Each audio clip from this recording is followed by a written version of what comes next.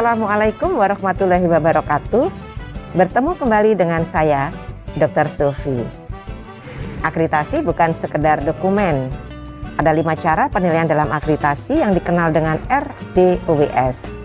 R adalah melihat regulasi, yaitu SK, pedoman, panduan, dan SPO yang akan dilihat oleh surveyor. Kemudian D, dokumen bukti implementasi yang akan dilihat oleh surveyor. Kemudian yang O, yaitu observasi, di mana surveyor akan melakukan observasi. Kemudian yang W, yaitu wawancara.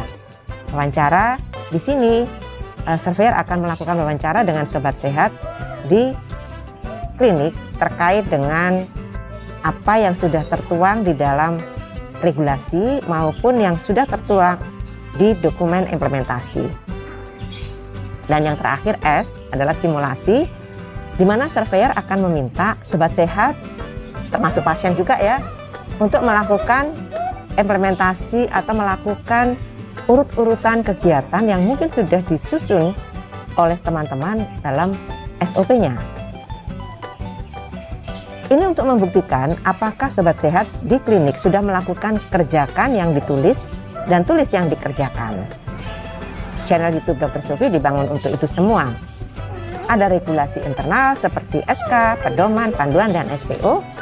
Ada dokumen bukti pelaksanaan. Saat observasi yang dilihat sama dengan yang ada di regulasi dan dokumentasi. Saat wawancara, sobat sehat bisa menjawab sesuai dengan yang ada di regulasi dan dokumentasi. Dan saat diminta melakukan simulasi, bisa melaksanakan sesuai SPO yang sobat sehat susun sendiri.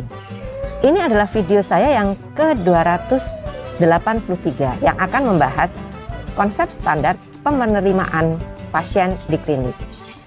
Dan perlu dipahami bahwa mulai video yang ke-279 yang lalu, channel YouTube Dr. Sofi membahas bab 3, yaitu penyelenggaraan kesehatan perseorangan dari standar akreditasi klinik. Bab 3 ini sendiri terdiri dari 14 standar, yaitu hak pasien dan keluarga, kemudian klinik melibatkan pasien dan keluarga dalam proses asuhan, kemudian penerimaan pasien klinik, pengkajian pasien, rencana asuhan dan pelaksanaan, pelayanan promotif dan preventif, pelayanan pasien risiko tinggi, dan penyediaan pelayanan risiko tinggi, pelayanan anestesi dan bedah, pemulangan dan tindak lanjut perawatan, pelayanan rujukan, penyelenggaraan rekam medis, pelayanan laboratorium, pelayanan radiologi diagnostik, dan pelayanan kefarmasian. Kita akan bahas satu persatu. Dan di video 283 ini, kita akan membahas rencana asuhan dan pelaksanaan di klinik, yang merupakan standar kelima dari bab 3. Pelaksanaan asuhan sesuai dengan rencana asuhan. Rencana asuhan menjelaskan asuhan dan pengobatan atau tindakan yang diberikan kepada seorang pasien. Adapun pokok pikiran dari standar ini adalah rencana asuhan menjelaskan asuhan dan pengobatan atau tindakan yang diberikan kepada seorang pasien. Rencana asuhan memuat satu paket tindakan yang dilakukan oleh dokter untuk mendukung diagnosis yang ditegakkan melalui pengkajian. Tujuan utama rencana asuhan adalah memperoleh hasil klinis yang optimal. Rencana asuhan terdokumentasi dengan baik di rekam medis pasien. Pasien mempunyai hak untuk mengambil keputusan terhadap asuhan yang akan diperoleh. Pasien berhak menolak atau menyetujui rencana asuhan setelah mendapat penjelasan dari dokter. Pemberian terapi gizi sesuai dengan status gizi pasien dan konsisten dengan asuhan klinis. Kondisi kesehatan dan proses pemulihan pasien membutuhkan asupan makanan dan gizi yang memadai. Oleh karena itu, makanan perlu disediakan secara reguler, sesuai dengan rencana asuhan, umur, dan budaya. Pasien berperan serta dalam perencanaan dan seleksi makanan. Pemesanan dan pemberian makanan dilakukan sesuai dengan status gizi dan kebutuhan pasien. Setiap pasien harus mengkonsumsi makanan sesuai dengan standar angka kecukupan gizi. Terapi gizi pada pasien rawat inap harus dicatat dan didokumentasikan dengan baik. Keluarga pasien dapat berpartisipasi dalam menyediakan makanan bila sesuai dengan konsisten dengan kajian kebutuhan pasien dan rencana asuhan dengan sepengetahuan dari petugas kesehatan yang berkompeten dan disimpan dalam kondisi yang baik untuk mencegah kontaminasi. Rencana layanan dipandu dengan kebijakan dan prosedur yang efektif. Disusun bersama dengan pasien dengan memperhatikan kebutuhan biopsikososial, spiritual, dan tata nilai budaya. Disusun secara komprehensif oleh tim kesehatan jika diperlukan. Rencana layanan disusun dengan mempertimbangkan risiko. Rencana layanan memuat pendidikan pasien.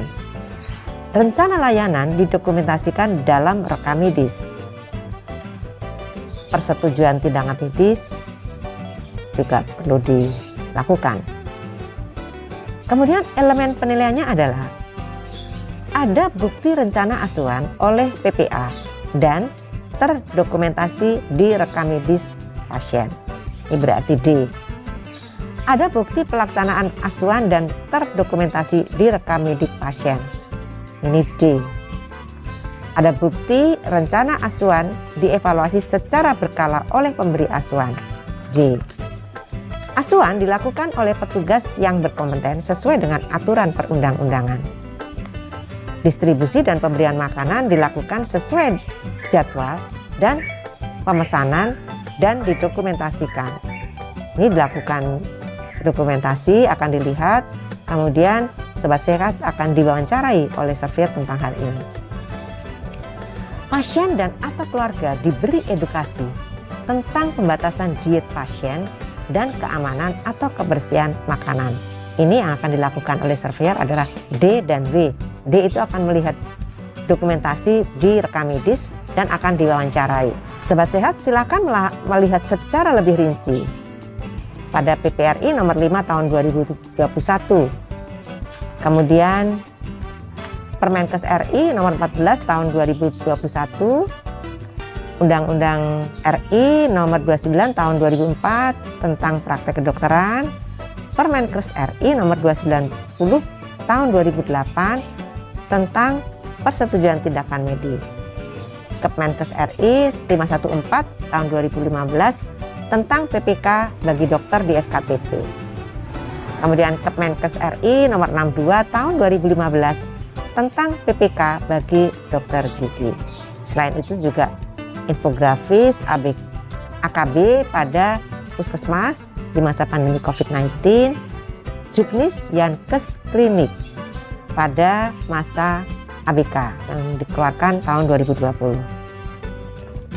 Demikianlah sobat sehat, di video 283 ini kita telah membahas rencana asuhan dan pelaksanaan yang merupakan standar kelima dari bab 3 penyelenggaraan kesehatan perorangan.